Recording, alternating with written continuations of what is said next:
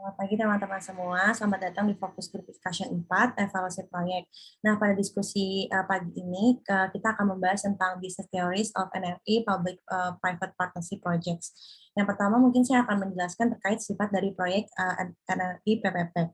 Nah, sifat termasuk NRI PPP itu adalah adanya proyek BOT atau Build Operate Transfer. Nah, proyek NRI PPP ini mengacu pada apa yang disebut dengan proyek BOT. Dengan kata lain, untuk menggambarkan sifat dari proyek NRI PPP, mereka adalah termasuk proyek BOT. Nah, pada umumnya istilah proyek BOT ini mengacu pada proyek-proyek yang dimaksudkan untuk membangun, mengoperasikan serta setelah itu mentransfer fasilitas yang ada di proyek kepada negara tuan rumah atau off-taker setelah berakhirnya perjanjian proyek BOT tersebut.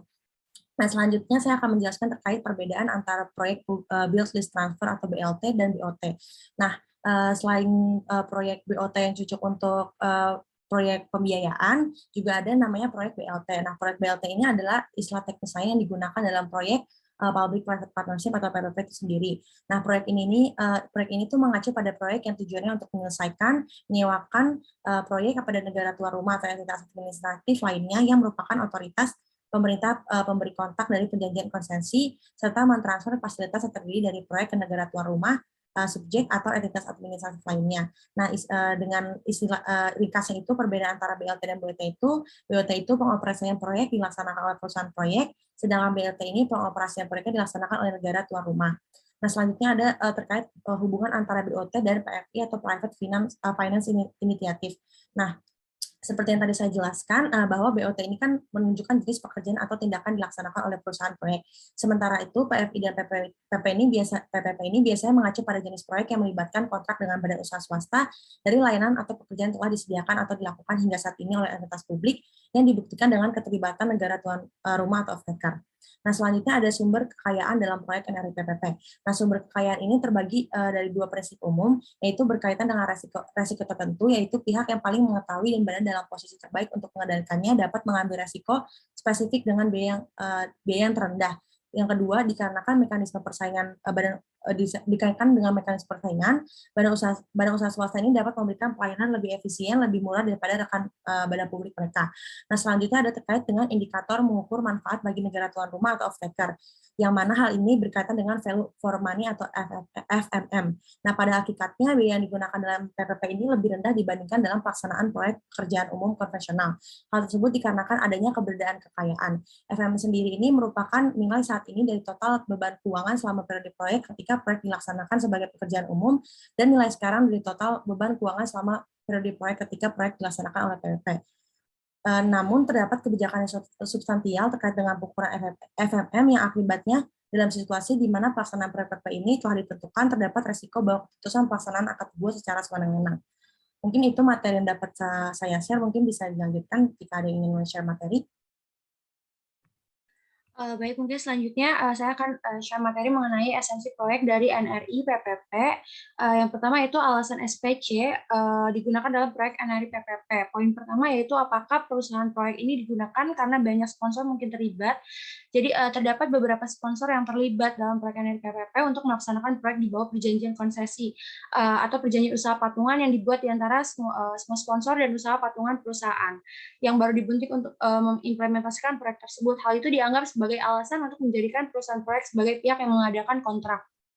Poin kedua yaitu pada dasarnya sponsor ini tidak selalu memilih untuk melakukan penggalangan dana melalui pembiayaan proyek, dan juga tidak semua sponsor memenuhi syarat untuk mengumpulkan dana melalui pembiayaan proyek. Jadi dalam hal ini penggunaan pembiayaan proyek ini tidak akan selalu menjadi alasan untuk menggunakan perusahaan proyek seperti sebuah SPC. Poin ketiga yaitu apakah kebangkrutan terpencil dari perusahaan proyek dari sponsor menjadi alasannya. Jadi konsep kebangkrutan ini konsep kebangkrutan dari sponsor terkadang juga menjadi alasan digunakan dalam proyek NRI PPP. Hal tersebut karena dapat membuat proyek PPP infrastruktur publik ini menjadi tidak dapat berjalan karena adanya penurunan profitabilitas bisnis.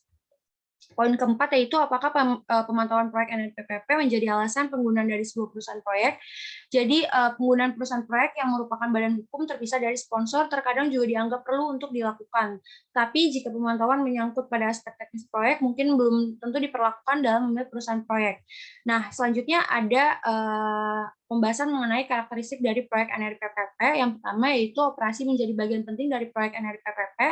Jadi penurunan biaya siklus hidup merupakan jumlah total biaya yang berkaitan dengan desain atau konstruksi fasilitas, yaitu biaya yang terkait dengan penyelesaian proyek dan operasi. Nah, termasuk biaya pemeliharaan operasi yang menjadi isu. Tetapi bagian dari biaya siklus hidup ini biasanya menghasilkan keuntungan terbesar adalah biaya yang berkaitan dengan operasi. Poin kedua yaitu prinsip pemilik operator. Jadi pada akhirnya keuntungan dalam proyek NRPP ini akan diwujudkan dalam bentuk keuntungan dari sponsor. Nah, keuntungan dari sponsor ini nantinya akan berbentuk dividen yang dikeluarkan sehubungan dengan modal yang diinvestasikan. Poin ketiga yaitu ada konflik kepentingan antara sponsor dan EPC kontraktor. Jadi kepentingan dari sponsor dan kontraktor EPC ini seringkali mengalami pertentangan. Intinya karena ada kepentingan sponsor dan kontraktor EPC yang saling bersaing dalam ranah tersebut. Mungkin selanjutnya ada yang mau sharing?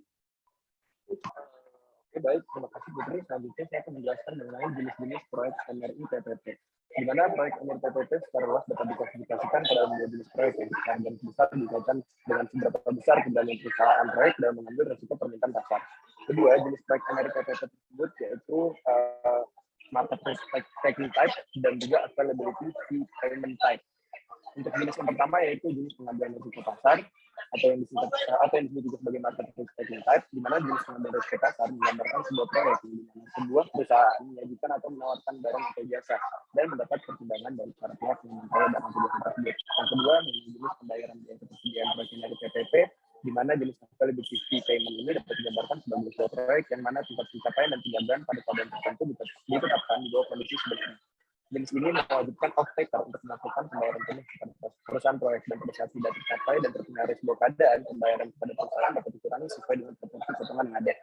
Selanjutnya ada juga istilah take or pay, di mana take or pay ini berkaitan dengan proyek NRI PPP, yaitu berarti jumlah pembelian minimum pembeli untuk setiap periode telah disetujui dan pembeli memiliki pilihan untuk membeli ataupun membayar, disebut sebagai take or pay. Selanjutnya, perbedaan antara take or pay dan biaya ketersediaan, dilihat dari bentuknya, take or pay pembeli menanggung kewajiban untuk membayar hasil penjualan dalam jumlah pembelian minimum yang konsisten sesuai dengan ketentuan yang ada, terlepas dari kemampuan penjual dalam menyediakan barang dan atau jasanya. Selanjutnya, terdapat kesulitan dan keberlanjutan dari proyek NRI PPP itu sendiri. Walaupun inti dari proyek NRI PPP itu sendiri adalah pada saat implementasi atau saat pelaksanaan kegiatan operasionalnya, keberhasilan dan atau kegagalan proyek NRI PPP juga tidak terlepas dari ketergantungan pada kemampuan kinerja bisnis sponsornya. Selanjutnya, dana untuk pelunasan investasi khususnya di bidang infrastruktur proyek PPP akan datang dari pertimbangan mengenai imbalan yang harus dibayar oleh mereka yang menerima barang dan jasa di suatu pasar proyek infrastruktur PPP jenis pengambilan risiko dan pertimbangan yang harus dibayar oleh off-taker dalam proyek KPBU infrastruktur jenis pembayaran subsidi daya. Mengenai karakteristik NRI PPP, terdapat karakteristik kesepakatan proyek utama yang disebut sebagai karakteristik perjanjian konsesi off-take atau PPP. Terdapat berbagai karakteristik dalam perjanjian konsesi off-take atau PPP ini, yaitu diantara pembagian risiko, pertimbangan yang ada dalam perjanjian, cara pengambilan risiko perusahaan proyek, jenis proyek kemudian, dan alasan untuk memindahkan fasilitas yang ada ke negara penerima investor pada akhir proyek. Selanjutnya, pembagian risiko, di mana terdapat jenis-jenis risiko dalam proyek NRI PPP yang diklasifikasikan menjadi dua, yaitu risiko yang terkait spesifikasi proyek dan juga risiko yang merujuk pada kewajiban yang harus dipenuhi oleh perusahaan berdasarkan perjanjian yang ada. Untuk risiko yang terkait dengan proyek secara spesifik, misalnya mengenai risiko penyelesaian dan risiko operasional. Jadi contohnya yaitu perusahaan proyek tidak dapat mengambil risiko pelaksanaan proyek dalam NRI PPP ini menjadi tidak mungkin sejak awal. Yang kedua, risiko yang berkaitan dengan kewajiban proyek, di mana jenis risiko ini dapat menjadi masalah dan kasus yang berbeda. Itu untuk kasus pertama mengubah situasi yang ada dalam proyek availability payment, di mana merujuk pada kewajiban yang harus dipenuhi oleh perusahaan proyek di bawah perjanjian konsesi off-take atau PPP. Pemenuhan kewajiban menjadi tidak mungkin karena terjadi peristiwa dari subjek risiko yang ada. Nanti selanjutnya akan dilanjutkan oleh teman saya. Mungkin saya ingin sharing beberapa materi yang sudah saya baca. Jadi pada materi cara badan usaha swasta menghadapi dan menyelesaikan risiko, itu pada dasarnya menyelesaikan risiko badan usaha swasta sebenarnya tergantung pada cara entitas bisnis swasta itu sendiri menangani risiko. Akan tetapi secara umum badan usaha swasta menyelesaikan risiko atau menetapkan atau menangani risiko penyelesaian dengan cara menyediakan penyangga, atau dalam hal ini ialah menetapkan kontraktor yang mau menanggung risiko penyelesaian berdasarkan kontrak dengan menetapkan tujuan penyelesaian. Nah, pada materi selanjutnya, cara mengambil risiko operasi selama periode operasi. Nah, pada dasarnya risiko operasi ini muncul secara khusus sebagai masalah hubungan keuangan entitas bisnis swasta terhadap negara tuan rumah dan pembagian biaya dalam organisasi entitas bisnis swasta. Mengenai operasi yang akan dilakukan. Nah, ketidakmampuan perusahaan proyek untuk mencapai atau mempertahankan kondisi tertentu yang tersedia dan yang ditetapkan di bawah tingkat yang disyaratkan dalam perjanjian konsensi karena alasan yang dapat diatribusikan kepada perusahaan proyek. Nah, sementara cara mengambil risiko penyelesaian selama periode konstruksi, badan usaha swasta dapat menggunakan perhitungan availability fee atau biaya ketersediaan setelah mempertimbangkan hubungan risiko dan pengembalian apabila value for money yang dihasilkan meningkat. Namun apabila proyek yang tidak dapat diselesaikan dan tenggat waktu tertentu karena alasan yang disebabkan berakhirnya perjanjian, maka kewajiban perusahaan proyek pada umumnya adalah menetapkan perjanjian konsesi sebagai pembayaran sejumlah kerugian dari likuidasi dan memastikan pembayaran ganti rugi yang dilikuidasi subjek. Nah, lebih lanjut pada materi karakteristik perjanjian ONM. Nah, perjanjian ONM ini sendiri dapat dipahami sebagai kontrak di mana operator ONM akan mengoperasikan proyek untuk perusahaan proyek sebagaimana diatur dalam perjanjian konsesi. Nah, dalam perjanjian ONM ini, operator ONM memiliki kewajiban pada perusahaan proyek untuk mengoperasikan proyek sesuai dengan tingkat yang dipersyaratkan yang diatur dalam perjanjian konsesi.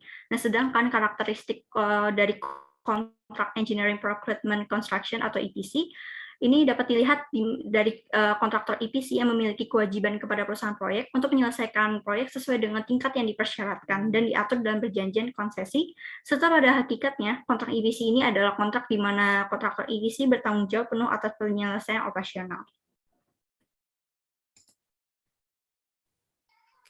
Baik, selanjutnya saya akan memberikan salah satu studi kasus dari pelaksanaan NRI PPP dalam skema BOT atau Build Operate Transfer. Jadi dalam studi kasus yang akan kami bawakan kali ini adalah terkait dengan private partnership dalam pembangunan dan pengelolaan Sun City Plaza Sidoarjo, yakni kerjasama antara pemerintah Kabupaten Sidoarjo dengan PT Indrako.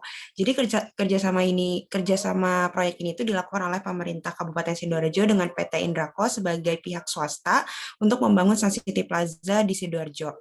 Kerjasama ini mulai dilakukan oleh kedua mitra tersebut sejak tahun 2003 dengan memakai model BOT atau Build Operate Transfer. Jadi dalam proses pelaksanaan kerjasama antara dua pihak tersebut, setidaknya dapat dilihat melalui 9 tahap dari public-private partnership atau kerjasama antara pemerintah dengan swasta. Yang pertama itu dari pemilihan proyek, di mana kedua mitra tersebut, yaitu Kabupaten Sidoarjo dengan PT Indrako, awalnya dilatar belakangi di mana proyek tersebut diajukan oleh pihak swasta dan proyek ini memakai sistem investor tunggal dengan mengajukan proposal kepada pihak pemerintah Kabupaten Sidoarjo. Kemudian yang kedua yaitu konsultasi publik. Namun sayangnya dalam hasil riset yang kami lakukan dalam proyek pembangunan Sun City Plaza ini tidak dilakukan konsultasi publik. Yang ketiga yaitu tahap dari studi kelayakan, di mana pemerintah Sidoarjo membentuk tim guna mengkaji proposal yang diajukan oleh PT Indrako itu sendiri dengan memperhatikan prosedur dan indikator yang sudah ditetapkan bersama dengan tim. Salah satunya dengan terpenuhinya pembangunan tempat ibadah di kawasan Sun City Plaza. Di samping itu, proyek juga harus memperhatikan pembuangan limbah yang nantinya dihasilkan. Begitu juga dengan pihak swasta harus memperhatikan lokasi untuk pintu masuk maupun pintu keluar agar nantinya tidak menimbulkan kemacetan di sekitar jalan umum. Yang kedua yaitu tahap tinjauan resiko, di mana dilaksanakan bersama dengan studi kelayakan tadi. Pemerintah Kabupaten Sidoarjo ini melihat bagaimana dampak ke depannya dari pembangunan Sun City Plaza ini. Apakah pembangunan sudah bisa bermanfaat kepada masyarakat, dan juga dalam tinjauan risiko harus jelas dan dicatat dalam perjanjiannya. Misalkan bagaimana terkait dengan rancangan pembangunan nantinya, di bagian mana bangunan mal akan dibangun dan sebelah mana akan dibangun seperti waterpark atau hotel dan sebagainya. Kemudian tahap yang kelima yaitu terkait dengan bentuk kerjasama, di mana bentuk kerjasama antara pemerintah Kabupaten Sidoarjo ini telah disepakati dalam perjanjian yaitu model Build Operate Transfer atau BOT dengan jangka waktu selama 30 tahun untuk masa pembangunan dan pengelolaan infrastruktur berupa Sun City Plaza terhitung dari sejak tahun 2003. pemerintah Kabupaten Sidoarjo ini juga mempertimbangkan nilai ekonomis atau yang disebut juga value for money. Tahap yang keenam yaitu terkait dengan dari dukungan dari pemerintah, di mana dukungan diberikan oleh Kabupaten Sidoarjo kepada PT Indrako terkait dengan kerjasama skema PPP atau Public Private Partnership dengan menyediakan lapangan bekas lapangan golf seluas 45.820 meter yang berada di Jalan Pahlawan Sidoarjo dan memberikan hak tanah tersebut untuk membangun mal tersebut dalam waktu 30 tahun serta memberikan keringanan pajak, retribusi, dan jaminan lainnya. Selain itu juga memberikan keringanan izin membangun sebesar 60% dari ketetapan retribusi selama 3 tahun masa pembangunan gedung, pajak hotel, pajak restoran, dan pajak hiburan lainnya ya. Kemudian pemerintah juga membantu dalam pemasangan saluran air PDAM yang sumbernya dari Umbulan melalui perusahaan daerah air minum atau PDAM Delta Tirta yang berada di Kabupaten Sidoarjo. Kemudian di tahap yang ketujuh yaitu terkait dengan pengadaan, bahwa kerjasama antara Kabupaten Sidoarjo dengan PT Indrako ini menggunakan sistem unsolicited yang dimana proyek kerjasama yang inisiatifnya dilakukan oleh pihak swasta kemudian menawarkan ke pemerintah daerah. PT Indrako sendiri sebagai investor tunggal menawarkan kerjasama ke pemerintah daerah Sidoarjo dengan memberikan proposal yang kemudian dipaparkan menggunakan sistem beauty contest kepada pemerintah Kabupaten Sidoarjo. Kemudian tahap yang ke-8 yaitu terkait dengan pelaksanaan proyek, di mana pelaksanaan kerjasama antara pemerintah Kabupaten Sidoarjo dengan PT Indrako terbagi menjadi 3 tahap, dan setiap tahunnya berkewajiban membayar royalti kepada pemerintah Kabupaten Sidoarjo, di mana tahap pertama itu tahap operasional, terhitung dari ditandatanganinya surat perjanjian, hingga tahun ketiga masa operasional, lalu ada tahap kedua yaitu masa operasional komersial atau masa pengenalan pelaksanaan dihitung dari tahun keempat sampai tahun ke-15. Kemudian yang tahap ketiga yaitu masa pengembangan operasional yang dihitung dari tahun ke-6 sampai ke tahun 30. Kemudian tahap yang terakhir dari skema PPP ini adalah terkait dengan pengawasan, yaitu kerjasama antara Kabupaten Sidoarjo dengan PT Indrako ini dilakukan oleh bagian kerjasama juga koordinasi dengan bagian aset lainnya yang ada di dan pendapatan pengelolaan dan aset yang mempunyai tugas untuk memberikan surat kepada pihak Sun City apabila jatuh tempo pembayaran royalti, dan pengawasan juga berkoordinasi dengan DPRD Komisi C di Kabupaten Sidoarjo yang membidangi bidang pembangunan yang mempunyai tugas mengawasi kesesuaian antara perjanjian dengan kenyataan di lapangan dalam pembangunan proyek. Pengawasan ini juga dilakukan dengan datang langsung ke tempat dengan secara sidak dan juga mengundang pihak Sun City Plaza serta diundangnya juga pihak eksekutif yang menangani untuk datang ke kantor DPRD Kabupaten Sidoarjo.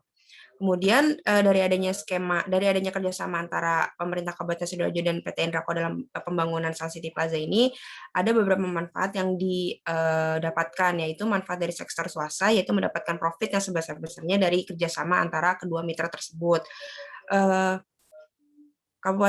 PT Indrako juga menganggap Kabupaten Sidoarjo memiliki nilai ekonomis yang tinggi karena letaknya berdekatan dengan ibu kota provinsi, dan maka dari itu PT Indrako tidak ragu untuk berinvestasi pada pemerintah Kabupaten Sidoarjo dalam pelaksanaan proyek ini. Manfaat juga dirasakan oleh sektor dari pemerintah, di mana dengan adanya kerjasama ini lahan yang sudah tidak terpakai dapat dimanfaatkan sehingga APBD tidak perlu dikeluarkan karena anggaran ditanggung oleh pihak swasta, dan bangunan serta fasilitas nanti akan diberikan kepada pemerintah Kabupaten Sidoarjo sebagaimana skema dari BOT itu tadi sendiri. Dan pemerintah Kabupaten Sidoarjo juga akan mendapatkan royalti dari ada kerjasamanya antara dua pihak dari antara pemerintah dan juga pihak swasta. Mungkin sekian dari studi kasus yang bisa kami sampaikan terkait dengan NRI PPP dari model Build Operate Transfer. Oke, baik, terima kasih teman-teman atas sharing materinya hari ini terkait dengan Public-Private Partnership. Semoga sharing materi hari ini dapat berguna bagi kita semua. Saya tutup FGD pada pagi hari ini. Terima kasih. Selamat pagi.